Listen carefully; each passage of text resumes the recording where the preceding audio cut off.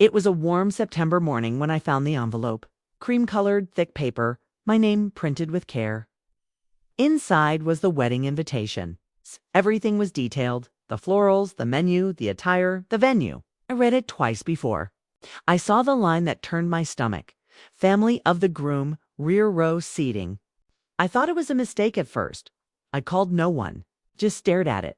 The words didn't blink. They stayed. I'm Lorraine Keller. I'm 71 years old. And that was the moment I knew I was no longer considered family. Subscribe and tell me in the comments where you're watching from. Thanks. It wasn't the words themselves. It was what they implied, that I was to be hidden, tucked away like a shame. I sat down at the kitchen table and let the invitation rest beside the cup of tea I'd been sipping. The tea had gone cold, but I hadn't noticed. I just kept running, my finger across that one sentence. Rear row seating. I raised my son, Matthew, alone. His father left when he was 5. I held 2 jobs to keep us fed and warm. I missed PTA meetings, yes, but not once did I miss tucking him in. I kept birthday parties small but meaningful. He never had what the other boys did. But he never went without love. He was gentle as a boy, kind. He'd bring me dandelions with dirt still clinging to the roots and whispered that they were magic. I believed him. When he brought her home Camille, she smiled like someone who had practiced it in the mirror first. She was polite, clever with her compliments, but I felt how little space she left for me in the room. She took Matthew's arm like it was a trophy and looked at my home like it was a waiting room. I told myself not to be old-fashioned, not to be petty. But something about the way she spoke, always just enough, made me feel erased.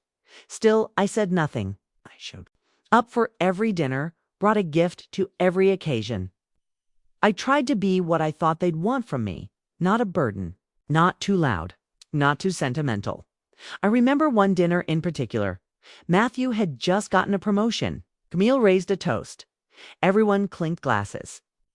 She said she was proud of his drive, his independence, how he had made something of himself despite such modest beginnings.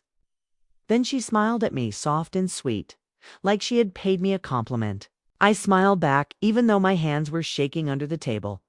After that dinner, I went home and wrote in my little blue notebook, just one line: I am no longer welcome where I once belonged. I kept that notebook by my bed, wrote in it when I felt that silence widen between me and my son.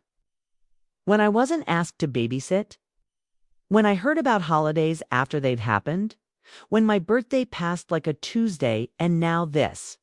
Rear row seating. I didn't call to ask why. I didn't write to clarify. I simply sat with it. Let it harden into something real, something undeniable. It wasn't a mistake. It was permission, a message, a boundary drawn by a hand I once held in mine. The next morning, I opened my closet and took out the only dress I had left that still smelled like joy. Pale, green, soft at the sleeves. I hung it on the door and stared at it. I whispered, "Not this time, not this time." 2 days later, I made a quiet phone call to a woman I hadn't seen in decades. Her name was Susan. She had been married to Matthew's father after me briefly. She and I had not been friends. But time does strange things to old wounds. I asked her one question. Would you like to come with me to Matthew's wedding? She was stunned, but she said yes. We met outside the chapel. I wore the pale green dress. She wore a charcoal suit and dignity. The look on Camille's face when we entered together, side by side, was not rage. It was something colder. The kind of confusion you feel when a door you thought was locked opens from the inside. We didn't go to the back. We sat in the middle row, quietly, gracefully. No one stopped us. They couldn't, because sometimes dignity doesn't ask permission. It just walks in and takes its seat. When they turned to greet guests after the vows, Matthew looked over the crowd. His eyes swept past me, paused just for a second. I saw something flicker. Recognition or shame, I couldn't tell. I didn't wave. I didn't cry. I just sat there with Susan beside me. Two women who had once loved the same man and who had both, in their own way, been forgotten. And yet here we were, present, upright, unmoved. After the reception, I didn't stay. I walked.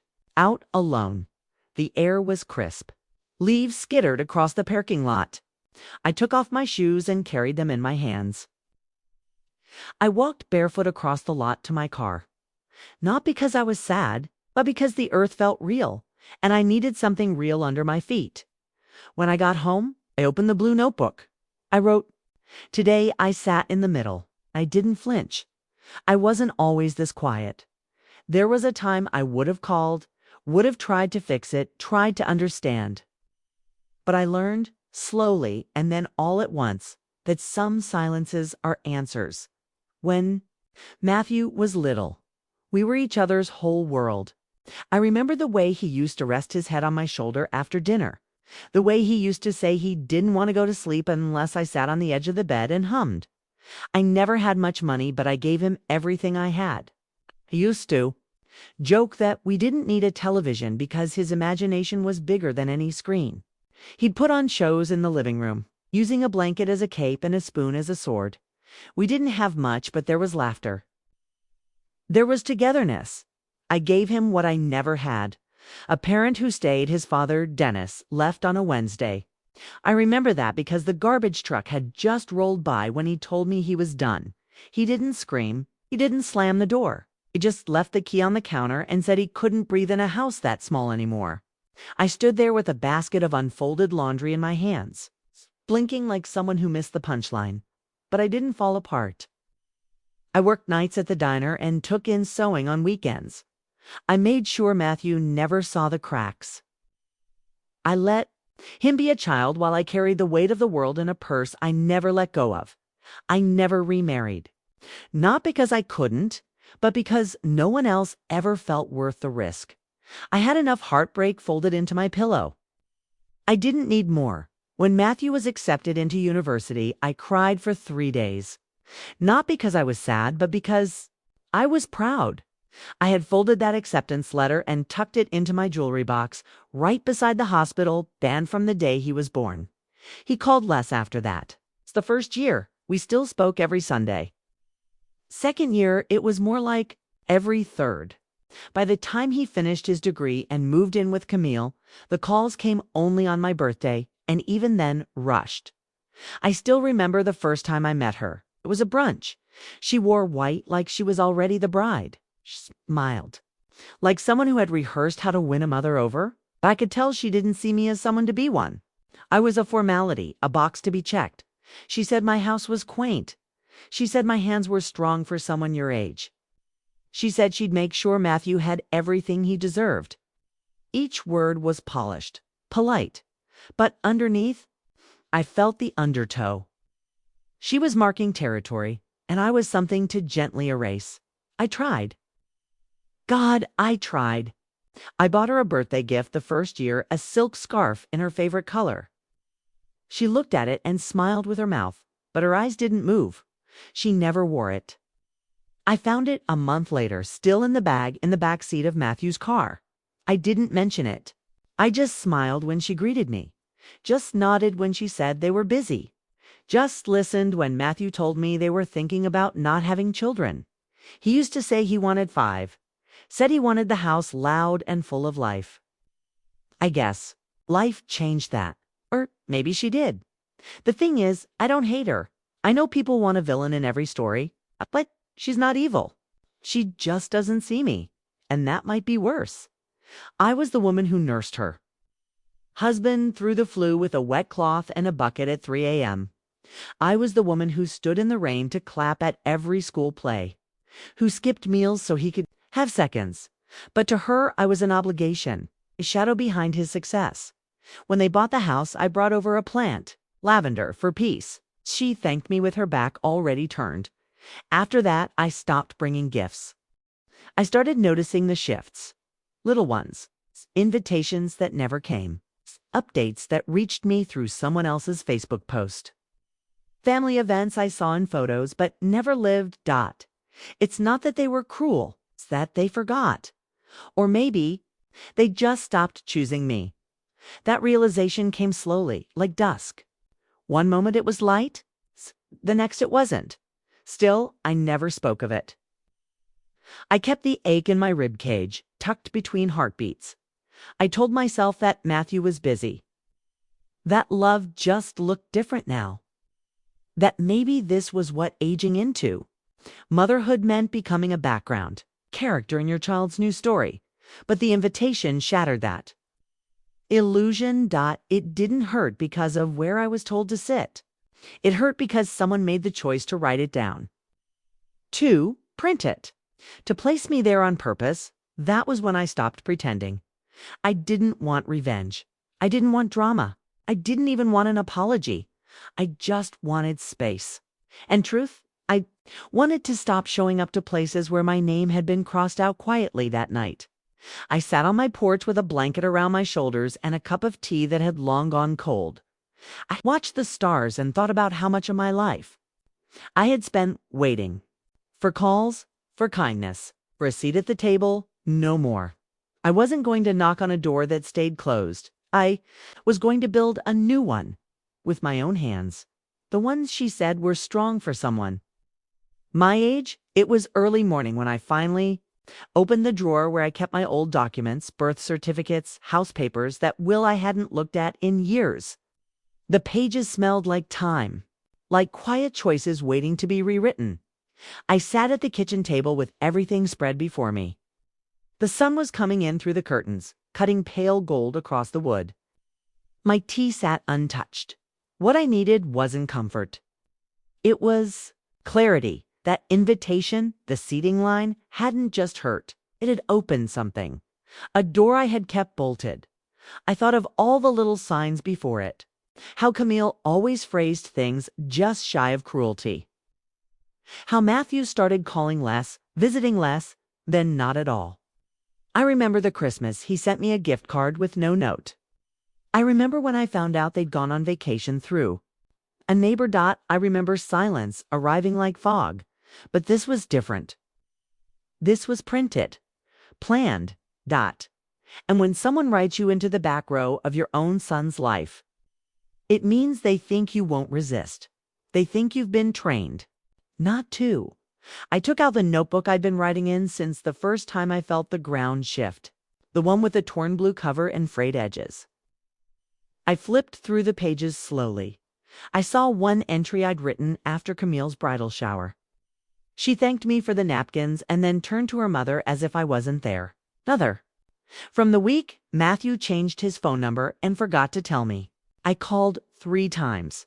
A man said the number didn't exist. It wasn't one betrayal. It was hundreds. Small, quiet, unapologetic. I underlined one sentence near the back of the notebook. They're not bad people. But they've erased me to make room for their own comfort. I breathed that in like medicine. Or maybe poison. I spent the next 2 days making copies of everything. The deed to the small cottage I owned outright. The savings account they didn't know about. The medical documents, the revised will. I wasn't trying to be cold. I was trying to be clean. People think revenge is noise, but sometimes it's just paperwork filed before breakfast. I boxed up the family photos I had framed in the hallway. The ones of Matthew in his graduation cap, the birthday parties, the trips to the lake, not out of anger. I just needed the walls to stop lying to me. The house was so quiet, there were no knocks at the door, no apologies, no sudden realization that something had gone too far. They were getting ready for a wedding, and I was packing away the years. I made a list, redirect my mail, cancel the joint safety deposit box. Move the savings to a private account. Schedule an appointment to update the will. I added one last line. Leave no trace they can misuse. I know how that sounds, but this wasn't bitterness. This was protection. The kind you learn when you've been used gently for so long, you forget what it feels like to say no. I called my lawyer. Not a man I liked much, but one who knew how to be exact. I sat across from him in his office as he slid the revised will across the table. I didn't tremble when I signed it. Matthew's name was gone. I replaced it with one, a foundation that helps older Women find housing after family abandonment. He would never understand why. But then again, he never asked. Later that evening, I sat on my porch again. The air was cooling and the light was thinning. I looked at the lavender bush I'd planted years ago. It had grown wild, untrimmed, blooming anyway. I thought of Susan, the other woman who once loved Matthew's father. I remembered the hurt I'd felt toward her in the beginning, the resentment I held like a secret stone in my chest. But she was kind to me when I reached out. Not warm, but willing. We had something in common. After all, we had both been stepped around. Both seen as something temporary, and yet we were the ones who stayed, who endured. I wrote her a letter that night, not long, just a few lines. Thank you for standing beside me. I think we both needed to be seen. I sealed it and placed it by the door. There was a kind of silence in the house now that wasn't lonely. It was something else, something earned. I cleaned the kitchen slowly, wiped down the counters, took the kettle off the stove. Everything was in order, not perfect, not neat, but mine. The wedding was a week away. I had no intention of sitting in the back, but I also had no interest in taking center stage. What, I wanted was something else too. Be seen on my own terms, not as someone's mother. Not as a seat filler, but as a woman who chose where and how she stood, and who she stood beside. I placed the green dress back on its hanger and pressed the sleeves gently. No lace, no glitter, just fabric that whispered instead of shouted. I laid out the shoes, simple flats, comfortable, meant for walking away if needed.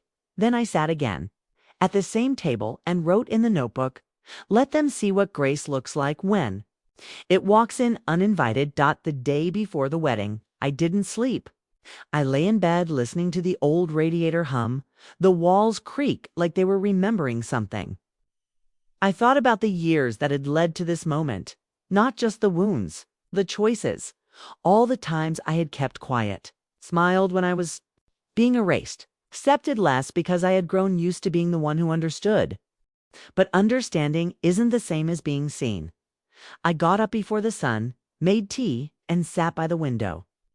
There was fog on the glass, the kind you can draw a finger through, like a child. I traced a single line, then wiped it away. I packed my bag slowly, just one. I didn't want to come back right away. I needed time. I folded the green dress carefully and laid it between tissue paper. I packed the notebook, a scarf, my toothbrush. A photo of myself as a girl long before I was someone's mother or someone's wife. Just Lorraine, at 17, smiling into the wind, standing by the sea. I looked at that picture and whispered, "You're still here?" I called the motel and confirmed the room. 2 nights, no one knew where I'd be. I liked it that way. It felt like breathing for the first time. I left the keys on the kitchen table, just in case I didn't come back. There's something very final about locking a door behind you with no plan to return right away. You start to wonder what part of you is walking out and what part is staying behind. I drove with the window cracked open, just enough to feel the cool rush of morning on my hand. The wedding wasn't until noon, but I arrived in the town early, sat in the parking lot behind the chapel, watching the florists move in and out with white garlands and vases too. Heavy for one person to carry, I didn't feel nervous. Just still at 11:30, I changed in the car, pulled the dress over my shoulders and smoothed the fabric. I twisted my hair back, pinned it, put on the earrings Matthew had given me when he graduated. It's the ones he probably didn't remember. Then I walked across the street and met Susan. She was standing under the old elm tree, just like we planned. She wore navy, not black. Her face was calm. She looked at me with something that wasn't quite a smile, but wasn't cold either. We nodded. That was enough. We entered the chapel side by side.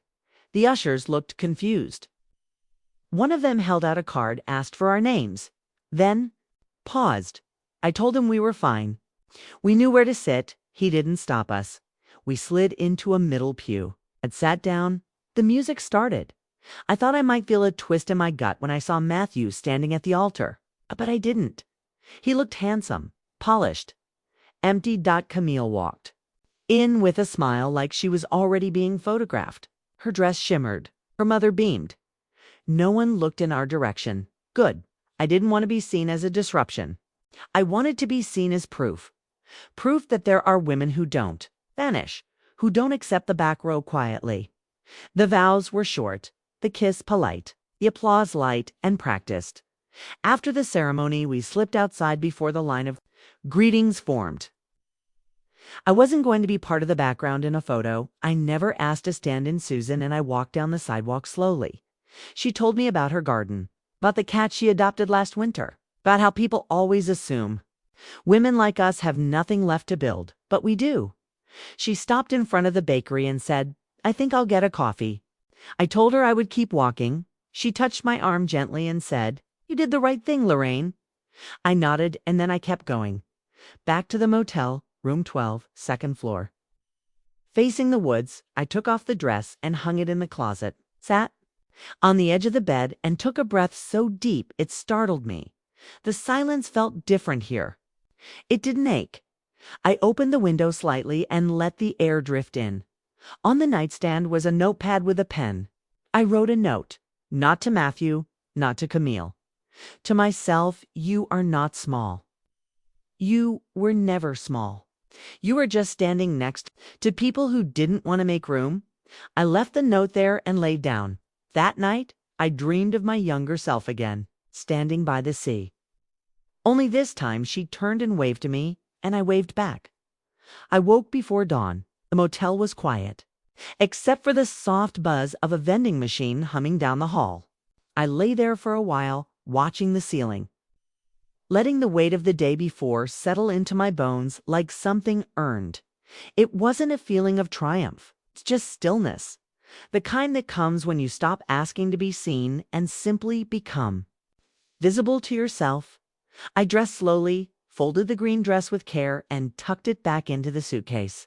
My hands moved without hurry. It felt sacred, the ritual of packing after a moment like that. I didn't check my phone.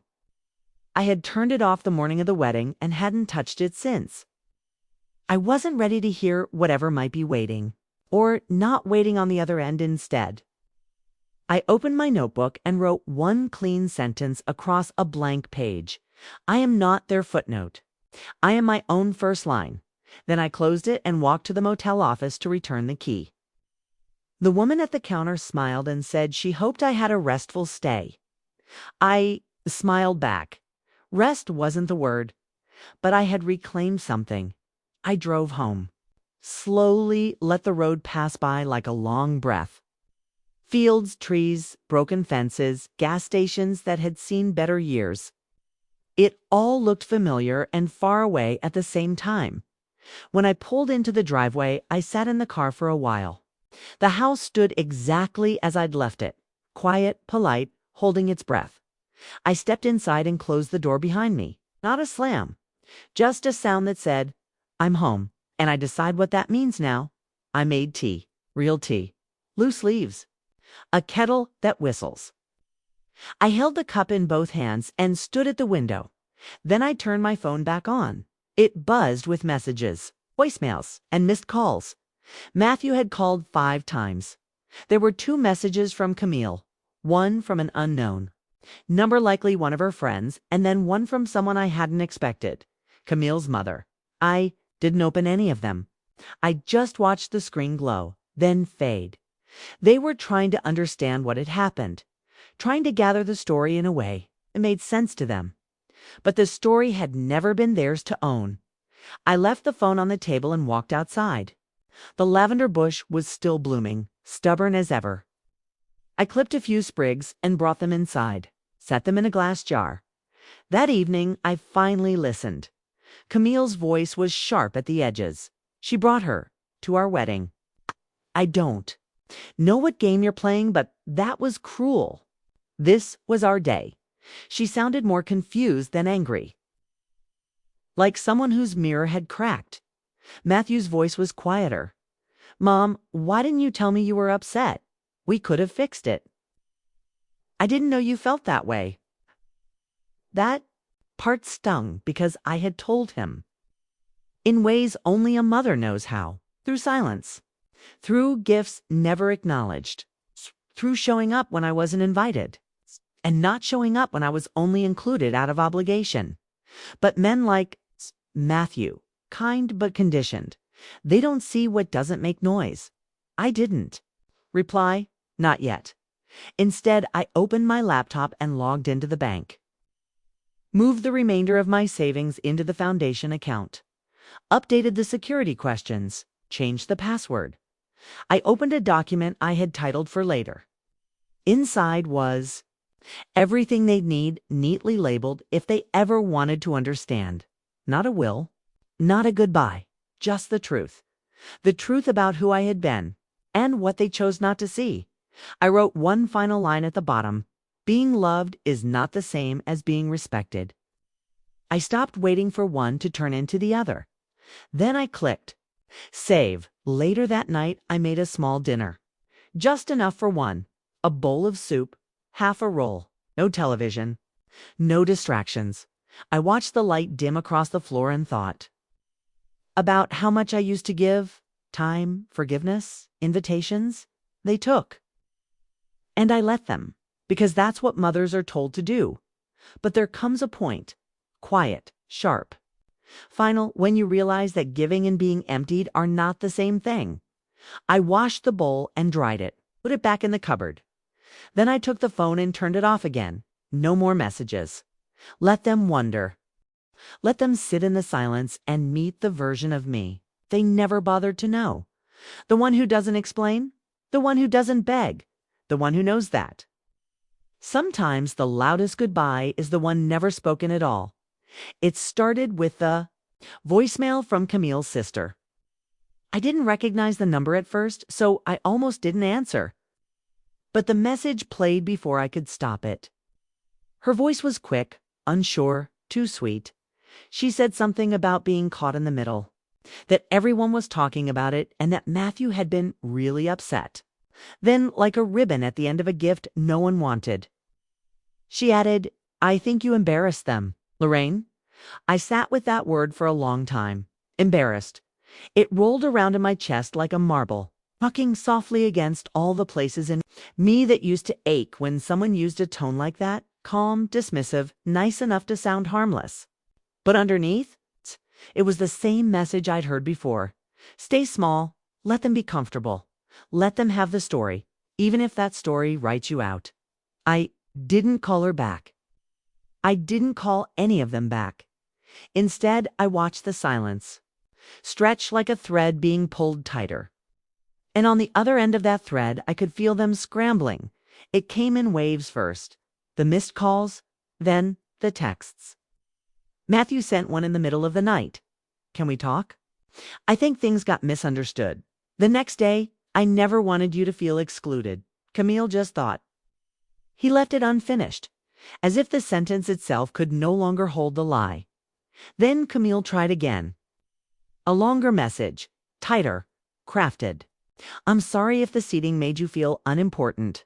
That wasn't our intention. The rows were organized by groups. And I assumed you'd want to sit with other family members? I stared at that word. Assumed so easy to do when someone's never asked. You, anything real?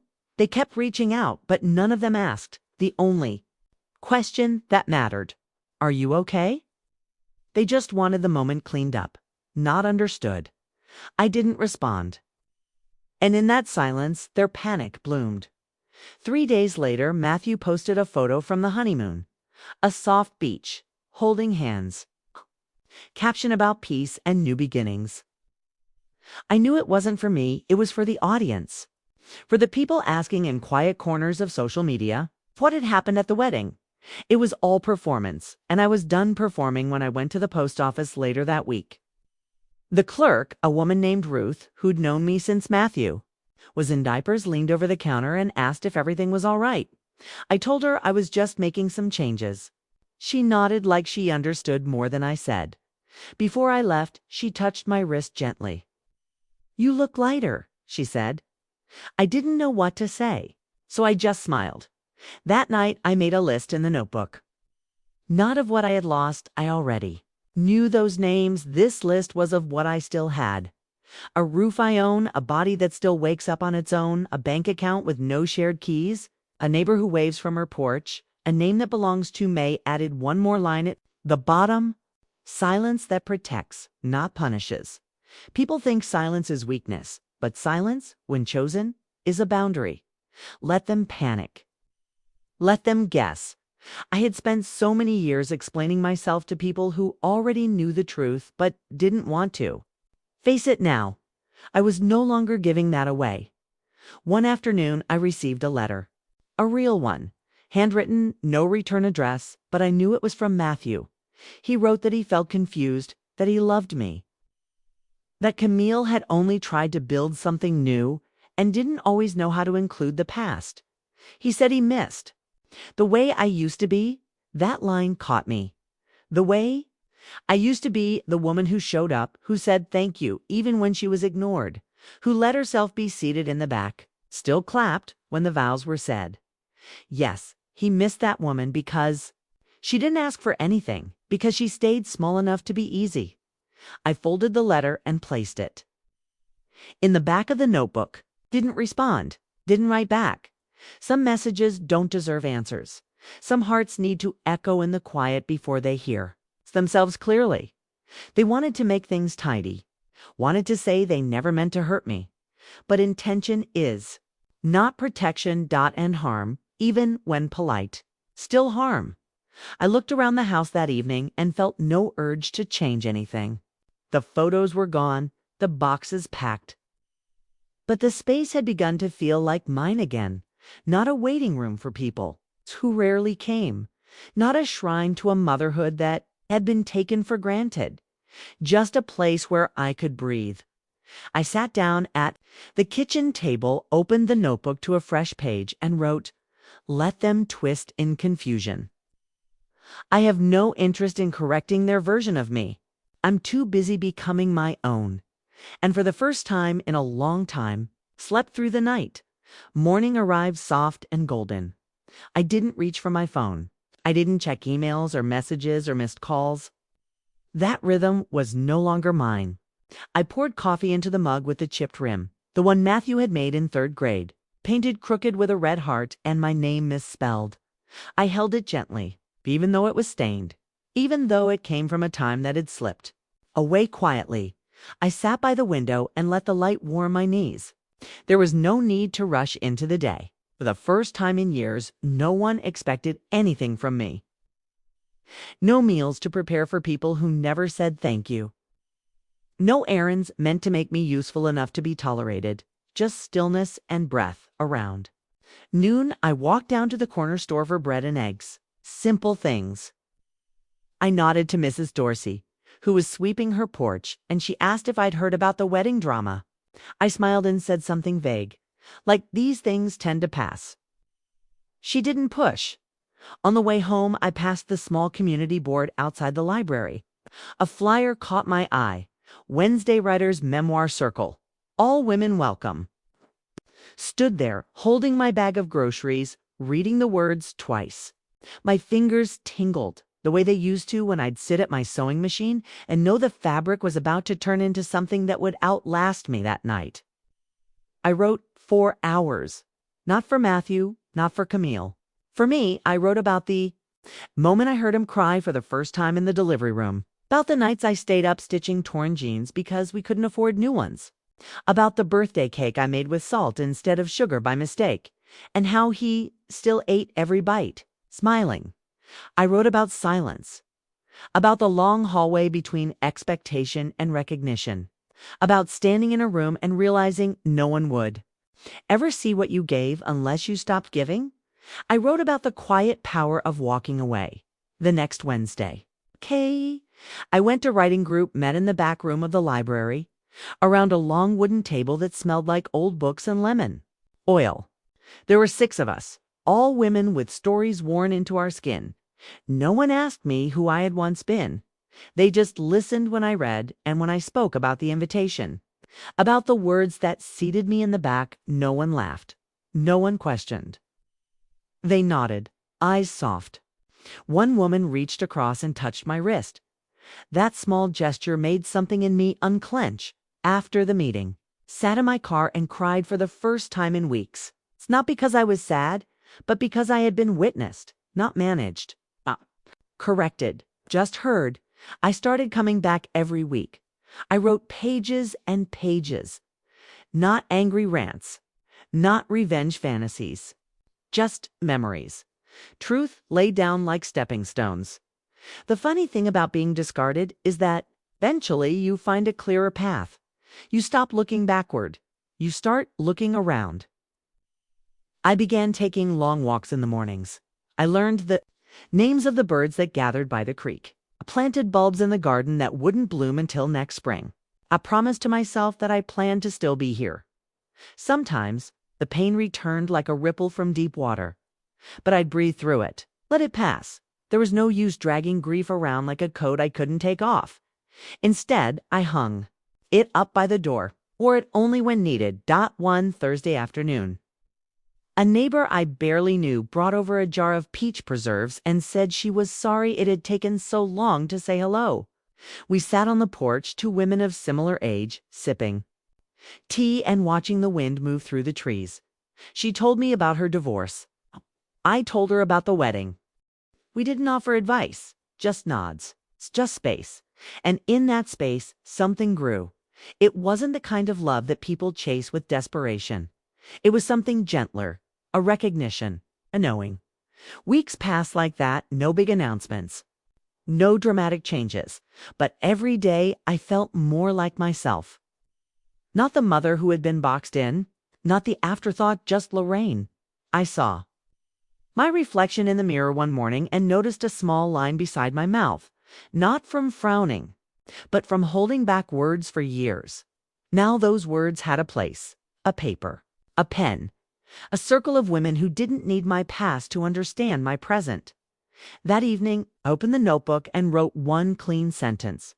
I am building a life where I do not have to explain why. I deserve a front row seat in it. I closed the book and placed it beside the lavender jar outside. The sky was turning to evening. Inside, I felt no urge to reach for my phone. Let them wait. Let them wonder. I wasn't gone. I was just done asking for the right to exist in their story, because I had started writing my own.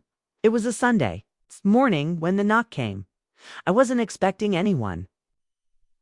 The kettle had just begun to steam, and I was halfway through folding laundry, nothing special, just the rhythm of a quiet, ordinary day. I opened the door and found Matthew standing there. He looked older than I remembered. Maybe it was the worry in his eyes, or the way his shoulders curved slightly inward. He didn't speak at first, just stood there, like a boy waiting to be let in after curfew. I stepped aside. He walked in slowly, like he wasn't sure if the floor would hold him. His eyes swept across the room as if trying to remember what used to be his, what still belonged. He sat at the table, the one where he'd once spilled orange juice on his spelling homework. The same table where I'd once bandaged his skinned knees and told him, "You're okay now. You're safe." I sat across from him, silence stretched long and thin. I didn't rush to fill it. Finally, he spoke. "I didn't know you were hurting. I let that hang between us, like a curtain pulled back too late." He said he thought I was just quiet, that he assumed if I'd been upset, I would have said something. He said Camille was sorry too, in her own way, though it came out clumsy. I listened. I didn't interrupt. He told me they'd noticed I hadn't answered the messages, hadn't returned calls. The wedding felt strange once they realized I wasn't just away. I was done. He asked if I hated them. I shook my head. I don't hate you. I just stopped waiting for you to see me. He looked down at his hands. They trembled slightly. He said he kept trying to remember the moment it changed, the moment we drifted. There wasn't one. I said, "That's the thing. It wasn't one moment. It was all the little ones." He said he remembered the invitation. Said it didn't feel like anything when they sent it. Said it was Camille's idea, that she'd organized everything. He just signed off on it. That part made something inside me ache. Not because of what Camille did, but because of what he didn't do. I told him I didn't come to the wedding for them. I came for Mita to show myself I could. He asked why I brought Susan, because she knew what it felt like to be erased. And because I didn't want to walk in alone, he nodded, took a long breath. He said they were thinking of starting a family soon, that it made him think about the kind of parent he wanted to be. I looked at him, this man who used to fit in the crook of my arm, and I saw the parts of him that were still soft, still reachable. But I also saw the distance he had chosen. He said he wanted us to be close again. I told him closeness can't be built on apology alone. It has to come from recognition. And I asked him gently, "What do you see when you look at me now? Not your mother. Not the version that made it easy, but me, Lorraine." He didn't answer right away. Just looked at me and for once didn't try to fix anything with charm. I told him I was healing and I didn't know where I'd land, that I was writing, that I had a circle of women who knew what it meant to be silenced, that I was, for the first time in decades, learning how to belong to myself. He asked if he could come by again. Maybe, I said. Not yet. We sat there for a few more minutes, not as mother and son, just as two people learning how to speak again. Before he left, he stood in the doorway and looked at me the way you look at something you forgot you needed. I didn't hug him, not because I was angry, but because something in me needed space too. Stay intact. He nodded, said he understood, and for once, I think he did. After the door closed, as didn't cry, I made tea, went back to folding laundry. The kettle hissed and the steam filled the kitchen with warmth. It felt like something had shifted, not returned, just realigned. Later that night, sat at my desk and opened my notebook. I wrote, "He came back, but I didn't vanish to make room. I stayed whole. I stayed me." Then I turned off the light and let the quiet come in again. Not the silence of being ignored, the silence of being at peace. The following week, I planted lavender in a second pot. Not because the first had faded, it hadn't.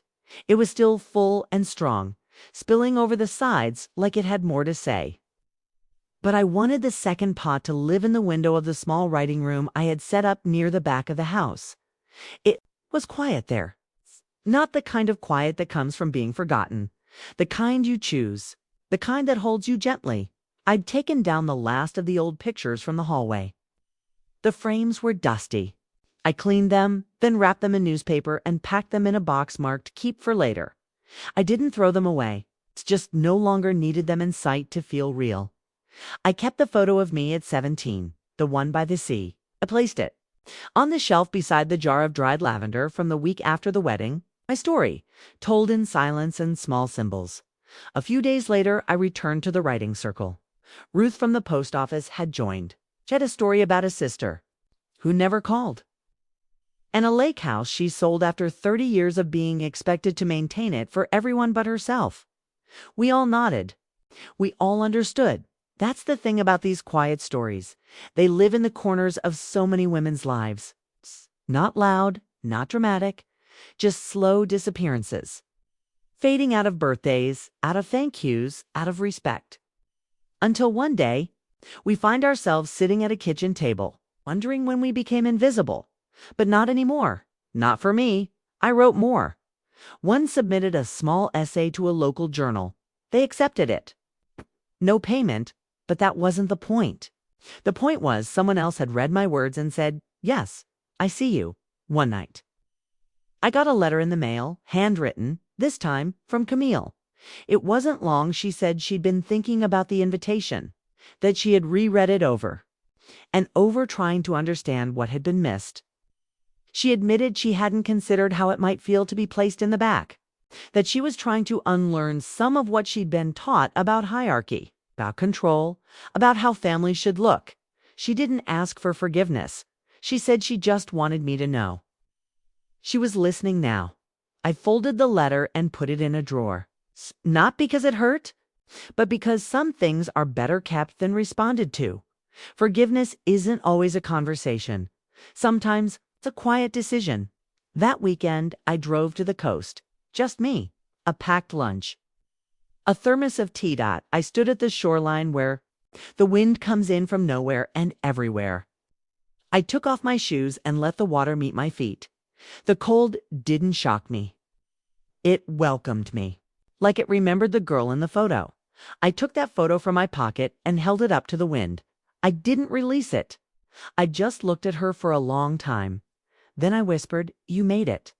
I walked back to the bench under the cliffside and sat, watched the waves, the gulls. The slow, patient way the ocean reclaims the shore, one small tide at a time. That's what healing had felt like. Not a wave crashing in, a tide. It's quiet, persistent, returning me to myself. I thought of Matthew, of Camille. I didn't wish them harm. I didn't wish them absence either. I simply wished them distance that honored the truth. If a future came, 'twould be on my terms, and if it didn't. I had built a life that didn't collapse in their silence.